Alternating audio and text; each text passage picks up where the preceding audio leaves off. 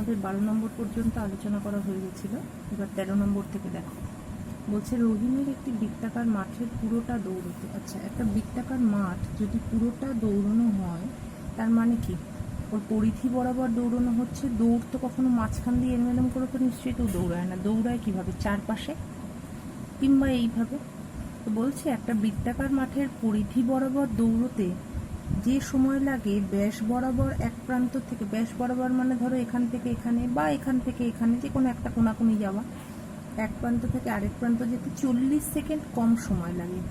রহিমের গতিবেগ 90 মিটার প্রতি মিনিট হলে মাঠটির ব্যাসের দৈর্ঘ্য কত? আচ্ছা, প্রথম কথা দেখো, এখানে আমাদের যেটা বলেছে পার্থক্যটা কিসে? যে মাঠের পরিধি আর ব্যাসের ডিফারেন্স। পরিধি আর ব্যাস দুটোই কি? দুটো হচ্ছে দৈর্ঘ্য, কিন্তু ডিফারেন্সটা দিয়েছে সেকেন্ডে, সময়ে। অর্থাৎ ওই সময়ে ওর যতটা পথ যেতে পারে সেটা যদি বার করতে পারি তাহলে দৈর্ঘ্য পাচ্ছি। তাহলে আমরা যদি ধরি ব্যাসার্ধ, মাঠটির ব্যাসার্ধ আর মিটার, তাহলে ব্যাস 2r মিটার, তাহলে পরিধি। এই অঙ্কটা খুব ইম্পর্টেন্ট। এরপরে ঠিক সেম একটা অঙ্ক আছে, দেখো 16 নম্বরে। 16 নম্বরের অঙ্কটা তোমাদের হোমওয়ার্ক থাকবে, 2πr মিটার, তাই তো? এখন রহিমের গতিবেগ যদি 90 মিটার প্রতি মিনিট হয়, তার মানে 60 সেকেন্ড, 1 মিনিট মানে 60 সেকেন্ড, 60 সেকেন্ডে যায় 90 মিটার। তাহলে 1 সেকেন্ডে যায় কতটা? 90/60, তাহলে 40 সেকেন্ডে যায় 90 ইন্টু 40/60, 3 দিয়ে কাটলে 2, 2 দিয়ে কাটলে 2, তার মানে কি হলো 6 মিটার, তাই তো? 40 সেকেন্ডে কতটা পথ যাচ্ছে? 40 সেকেন্ডে যাচ্ছে 60 মিটার, একটা শূন্য থাকছে, তাহলে 40 সেকেন্ডে যাচ্ছে 60 মিটার। তাহলে 40 সেকেন্ডে যদি 60 মিটার যায়, তার মানে কি? ও যে পরিধি বরাবর যে পথটা যেতে পারে আর ব্যাস বরাবর যে পথটা যেতে পারে, দুটোর পার্থক্য তাহলে 60 মিটার, তাই তো? তাহলে প্রশ্নানুসারে 2πr minus 2r equal to 60। তাহলে 2r যদি কমন নেই, কি থাকছে? পাই মাইনাস 1 ইকুয়াল টু 60। দেখো আমাদের ব্যাস কিন্তু বার করতে দিয়েছে, তাহলে এখান থেকে আমরা 2rটাকে আর কিছু করবো না, 2r যেমন আছে থাকলো। তাহলে 22/7 মাইনাস 1 ইকুয়াল টু 60। তাহলে 2r into 22 minus 7/7 equal to 60। তার মানে হলো 2r ইকুয়াল টু 60 ইন্টু 7। দেখো এখানে তো 15 বাকি থাকছে, 15টা নিচে চলে আসলো, তার মানে কত হলো? 4 15 60, তার মানে 4 7 28 মিটার, তার মানে ব্যাস হচ্ছে 28 মিটার। ঠিক আছে? সেম অঙ্ক 16 নম্বর। 16 নম্বরটা তোমরা নিজেরা করবে। পরেরটা বলছে দুটি বৃত্তের পরিধির অনুপাত। আমি দুটো লাইন করে দিচ্ছি। দুটো বৃত্তের পরিধির অনুপাত হচ্ছে 2:3। তাহলে আমরা প্রথম বৃত্তের পরিধিটাকে যদি A1 ধরি, পরের বৃত্তের পরিধিটাকে A2 ধরতে পারি, তাই তো? তার মানে A1:A2 সমান বলেছে 2:3। এবার তাদের ব্যাসার্ধের অন্তর দেখো, কোন ব্যাসার্ধটা কোন পরিধিটা বেশি হবে, কোন এই দুটো পরিধির অনুপাত যখন আমাদের দিচ্ছে, তার মানে কি আলটিমেট সেটা ব্যাসার্ধের অনুপাত, কারণ পরিধির সূত্র হচ্ছে 2πr।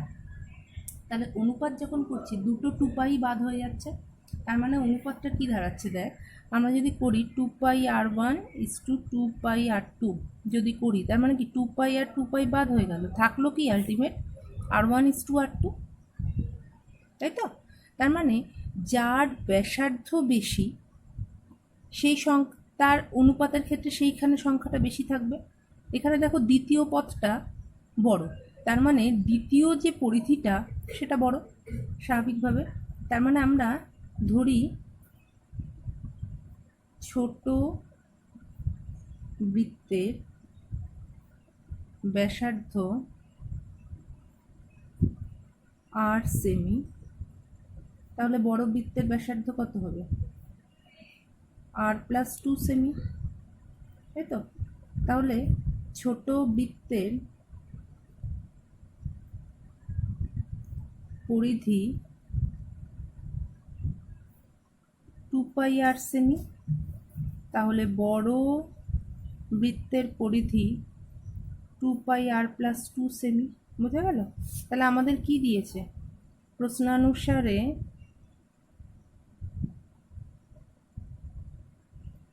A1:A2 সমান 2:3। তাহলে A1 ছোট বৃত্তটা, তাহলে মানে 2πr+2 2/3। দেখো 2π কেটে গেল, কোনাকুনি গুণ করে এখান থেকে আমরা আর এর মান বার করতে পারবো। বৃত্ত দুটোর ব্যাস একটা হবে, তার সাথে 2 যোগ করলে আর একটা পেয়ে যাবো। ঠিক আছে? 15 নম্বর অঙ্কটা খুব ইম্পর্টেন্ট একটা অঙ্ক। কি বলছে? 196 বর্গ সেন্টিমিটার ক্ষেত্রফলের একটি বর্গাকার পিতলের পাত থেকে 4টি বৃত্তাকার পাত কেটে নেওয়া হলো। ধরো এই একটা বর্গাকার পিতলের পাত আছে, এর থেকে যদি সমান 4টে কাটতে হয়, তার মানে ব্যাপারটা এরকম হবে। তাহলে এখান থেকে একটা বৃত্ত কাটলাম, এখান থেকে একটা বৃত্ত কাটলাম। আমার আঁকাটা হয়তো সমান হচ্ছে না, কিন্তু প্রত্যেকটা সমান হবে, এরকম হবে ব্যাপারটা। তার মানে প্রত্যেকটারই ব্যাসার্ধ পাচ্ছি আমরা। তাহলে দেখো, এই আমি এই বৃত্তটা আঁকাটা ঠিকঠাক আছে, আমি এই বৃত্তটা দিয়ে দেখাচ্ছি। প্রত্যেকটার ব্যাস কিসের সমান হচ্ছে? এই ছোট ছোট এক একটা বর্গক্ষেত্রের বাহুর সমান হচ্ছে। তাহলে এই পুরোটা যদি একটা বর্গক্ষেত্র হয়, তাকে আমি কটা ভাগে ভাগ করেছি? 4টে ভাগে ভাগ করেছি। তার মানে এই যে বাহুটা, একে দুটো খণ্ডে ভাগ করেছি। তার মানে এক একটা খণ্ড কত হচ্ছে? পুরোটা যদি 196 বর্গ সেমি হয়, তার মানে এক একটা বাহু হচ্ছে 14। তার মানে এইটুকু, এইটা হচ্ছে 7, এই বাহুটা। তাহলে এই বাহুটা যদি 7 হয়, তাহলে এই বৃত্তটার ব্যাসার্ধ কত, ব্যাস কত? 7।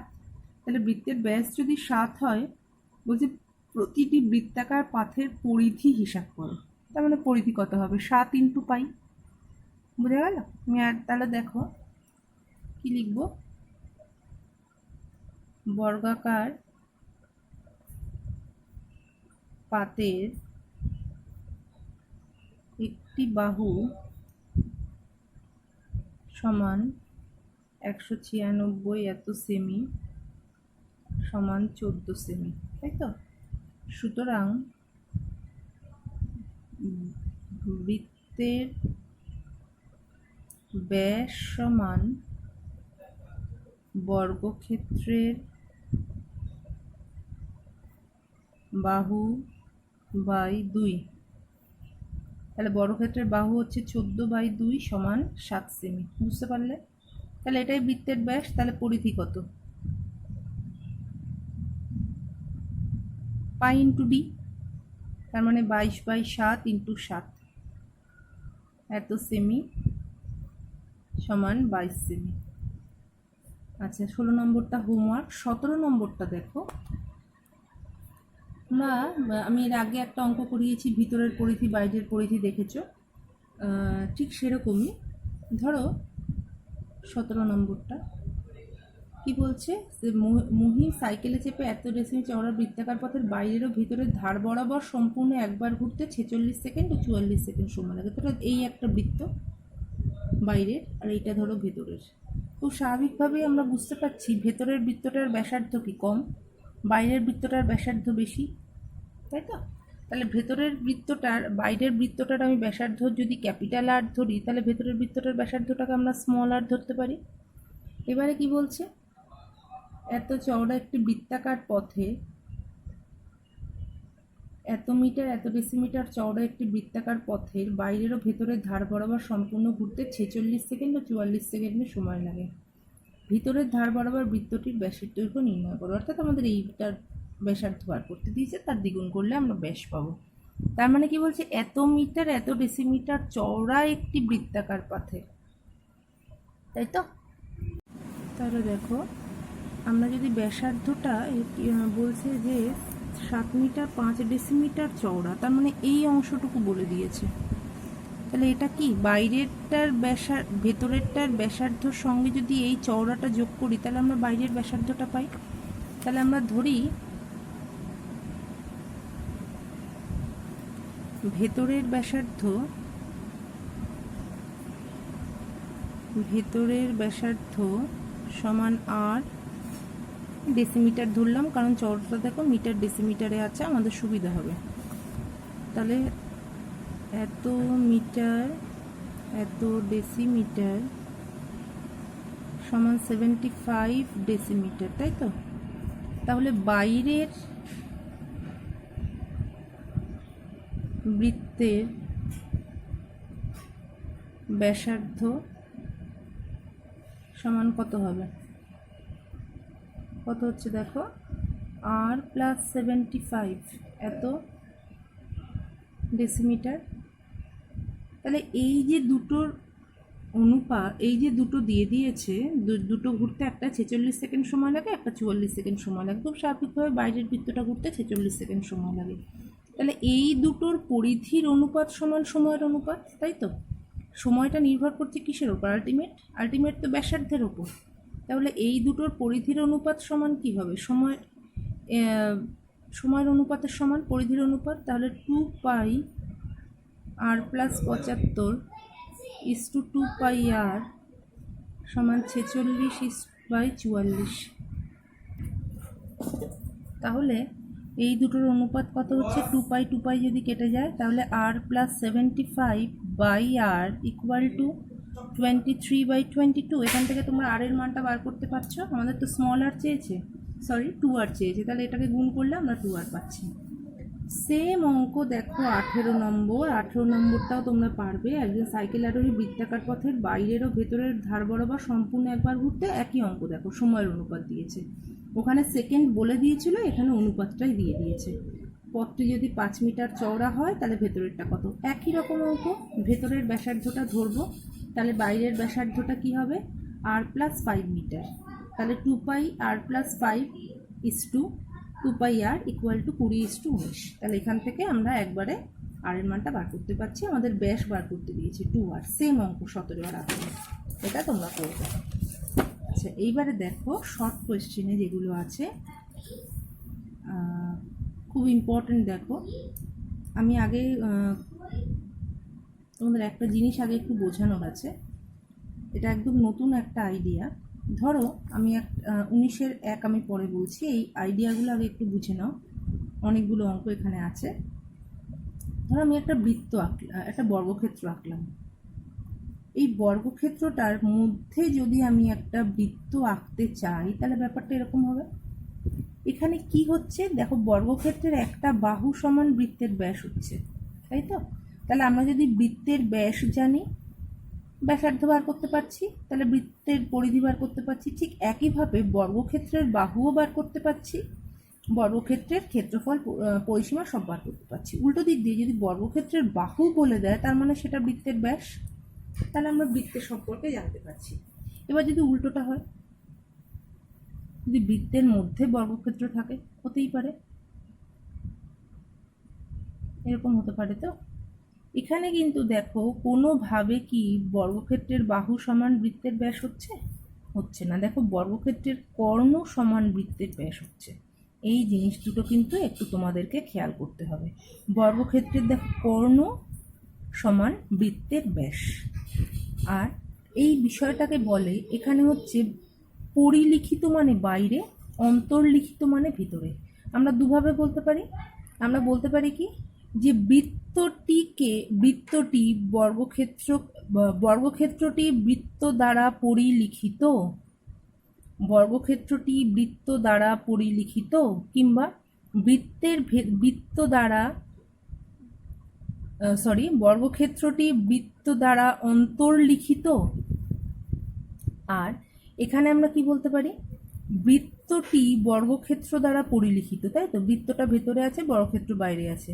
এখানেও বর্গক্ষেত্রটি বৃত্ত দ্বারা পরিলিখিত, কিংবা উল্টো করে যদি বলি, বৃত্তটি ভেতরে একটা বর্গক্ষেত্র আছে, এটাও বলতে পারি। কিংবা বলতে পারি একটি বৃত্ত একটি বর্গক্ষেত্রে অন্তর্লিখিত।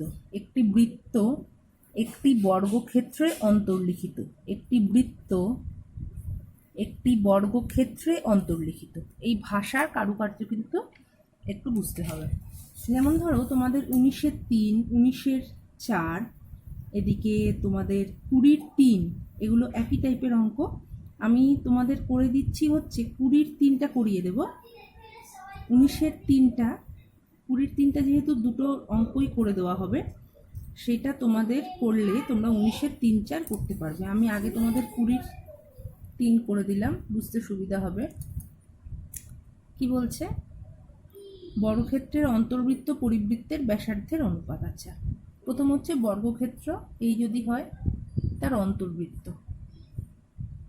এটা বর্গক্ষেত্রের অন্তর্বৃত্ত, বর্গক্ষেত্রের ভেতরে বৃত্ত আছে, এটা কি হবে অন্তর্বৃত্ত হলে? তাহলে এক্ষেত্রে বর্গক্ষেত্রের বাহু সমান বৃত্তের ব্যাস, তাই তো? আবার এটা কি হচ্ছে? তাহলে আমরা যদি বর্গক্ষেত্রের বাহুটাকে, আমি ইচ্ছে করে 2a ধরলাম আমাদের সুবিধার জন্য, আর কোনো না, তোমরা এও ধরতে পারো। তাহলে 2a সমান ব্যাস কত? 2r। তাহলে r ইকুয়াল টু a, বোঝা গেল? এবার এটার ক্ষেত্রে কি হচ্ছে? এবার পরিবৃত্ত, এবার এই যদি বর্গক্ষেত্রটা হয়, এই পরিবৃত্ত হয়ে গেল, ঠিক আছে? তাহলে এক্ষেত্রে কি হবে? বর্গক্ষেত্রের কর্ণ সমান বৃত্তের ব্যাস। এবার এটা কি লিখবো? এক্ষেত্রে বর্গক্ষেত্রের কর্ণ সমান বৃত্তের ব্যাস। তাহলে আমরা বর্গক্ষেত্রের বাহুর দৈর্ঘ্যটা কিন্তু 2a ধরবো। তাহলে বর্গক্ষেত্রের বাহু যদি 2a হয়, তাহলে কর্ণ কত? বাহু যদি 2a হয়, কর্ণ সূত্র হচ্ছে কি? √2 ইন্টু a, তাই তো? √2 ইন্টু বাহু। তাহলে এখানে বাহু হচ্ছে 2a, তাহলে √2 ইন্টু 2a। এখানে কিন্তু যাতে দুইটা ভাগে না আসে তাই আমি 2a ধরেছি, তোমরা চাইলে এও ধরতে পারো, তাহলে এখানেও সেক্ষেত্রে এ ধরবে। তাহলে 2√2a, একক, প্রত্যেকটাতে একক লিখবে, একক। তাহলে এক্ষেত্রে বৃত্তের ব্যাস সমান বর্গক্ষেত্রের কর্ণ, তাহলে বৃত্তের ব্যাস পেলাম এটা। অতএব ব্যাসার্ধ কত? ব্যাসার্ধ কত?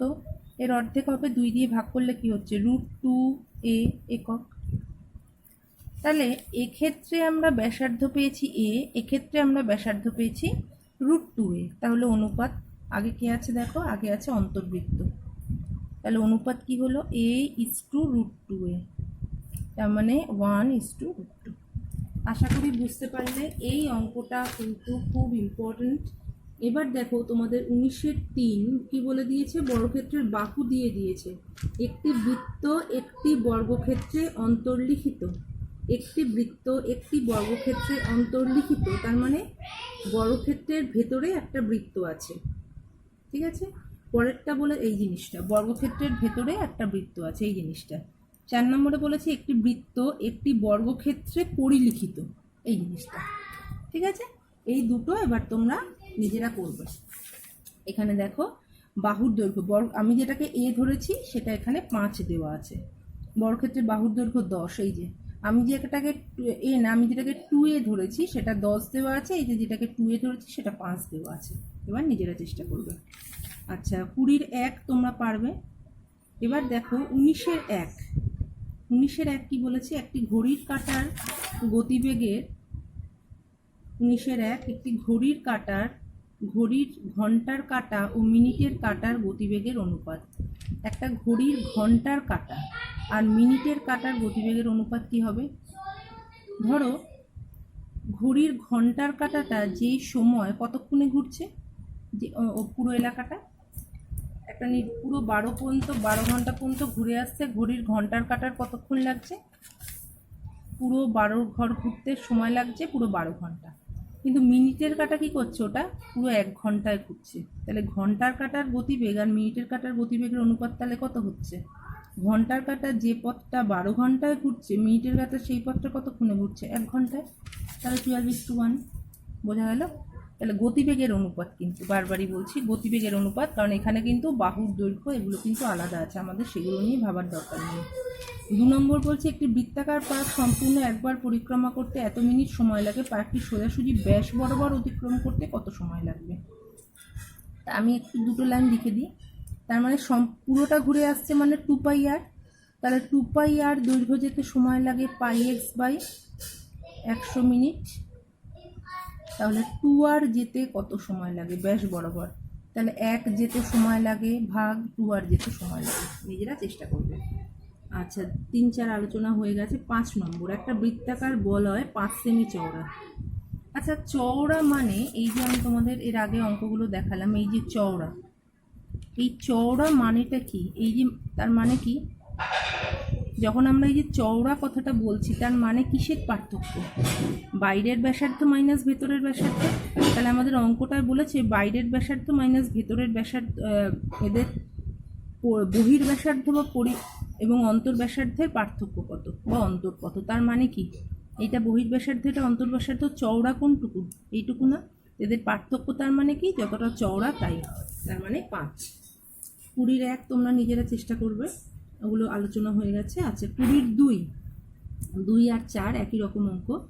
বলছে একটা ঘড়ির মিনিটের কাঁটার দৈর্ঘ্য 7 সেমি। দেখো 20-2, আচ্ছা এই তো একটা পুরো বৃত্ত মানে এই কোণটা কত, 360 ডিগ্রি।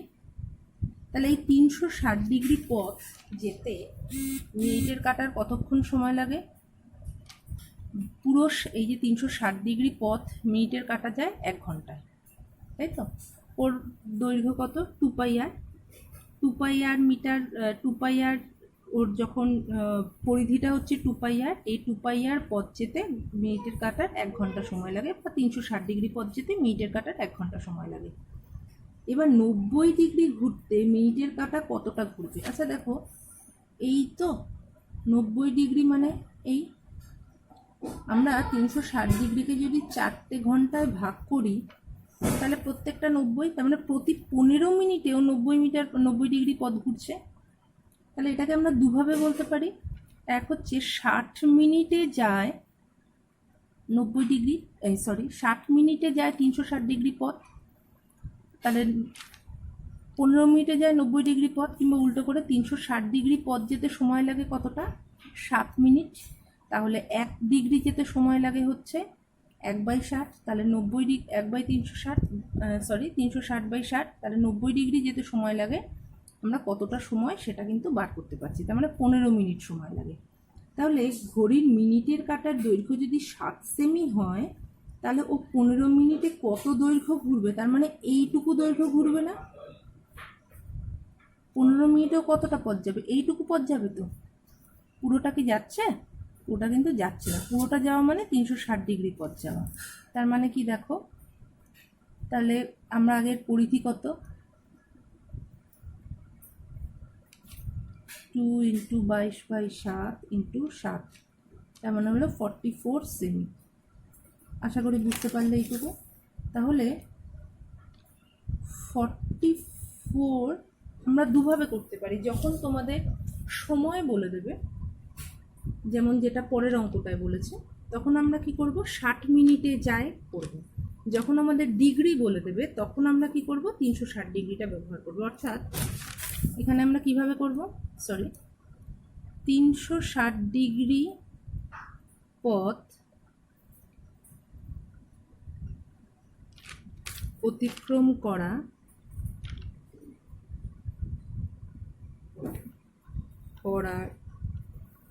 অর্থ 44 সেমি পথ যাওয়া।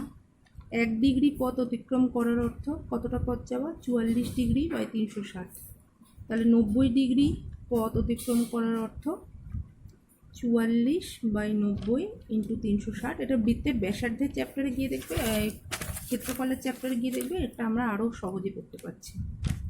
আমি উল্টো লিখলাম, 90/360, তাহলে 4 × 9 = 36, 4 দিয়ে কাটলে 11, অর্থাৎ 4 ভাগের 1 ভাগ, 11 সেমি পথ যাচ্ছে। এবার আমাদের যেটা 4 নম্বর অঙ্কটা দিয়েছে, 4 নম্বরে বলছে দৈর্ঘ্য 7 সেমি, 15 মিনিটে কত দৈর্ঘ্য ঘুরবে। তখন আমরা কিভাবে লিখব? তখন আমরা লিখব 60 মিনিটে যায় 44 সেমি, 1 মিনিটে যায় 44/60 আর 15 মিনিটে যায় কতটা পথ। সেম সেম উত্তর হবে, সেম অঙ্ক, কিন্তু দুটোর ক্ষেত্রে প্রয়োগটা অন্যরকমভাবে হবে।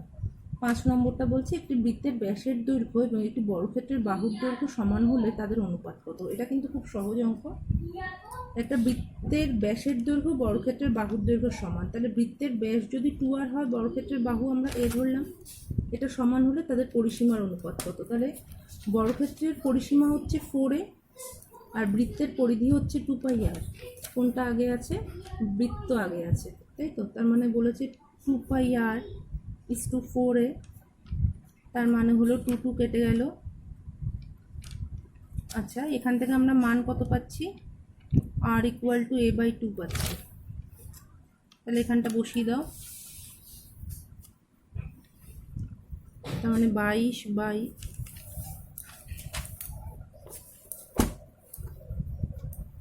তার মানে আমরা কি পাচ্ছি? তো তার মানে 22/7 আর এর জায়গায় পাচ্ছি a/2।